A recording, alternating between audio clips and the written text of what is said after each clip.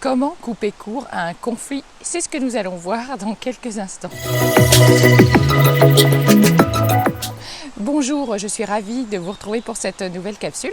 Je suis Vanessa Millet, coach philanthrope, conférencière et j'accompagne toutes les personnes qui le veulent à améliorer leur présence, à développer une communication harmonieuse, à mieux s'affirmer face aux autres, à vraiment gagner en impact à l'oral, à avoir plus d'aisance. Alors si vous avez envie de vivre un accompagnement ou une formation avec moi, eh bien je vous invite à prendre rendez-vous, c'est possible en restant chez vous.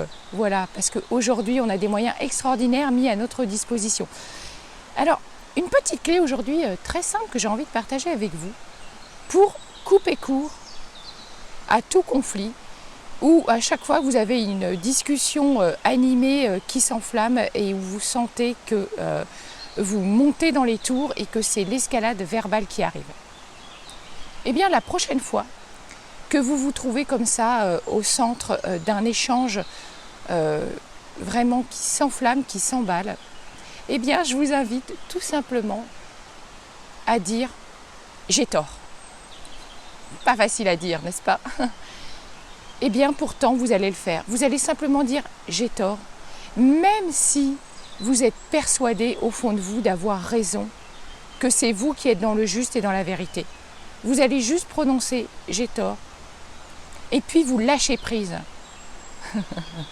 Chut, plus un mot. Et voyez ce que ça a comme conséquence derrière.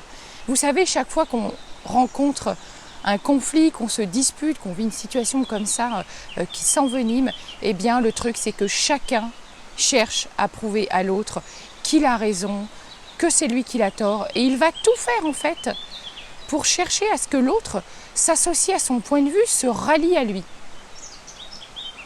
Et c'est ça qui va provoquer en fait à un moment donné cet éclatement verbal. Donc chut, j'ai tort et voyez ce que ça donne. Ça c'est une très très bonne petite clé. Et puis vous savez, parfois dans la vie, eh bien laissez ces certitudes de côté. Même si, comme je le disais, vous savez que c'est vous qui êtes dans le juste, eh bien, ne vaut-il pas mieux parfois mettre de côté ses convictions pour préserver une relation? C'est à méditer aussi, ça, simplement. Et puis, vous le verrez aussi que la vie vous donnera l'occasion de vous montrer que vous aviez raison. Je vous retrouve demain pour une prochaine capsule.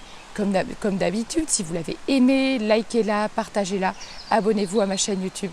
Et moi, je vous retrouve très vite. À bientôt.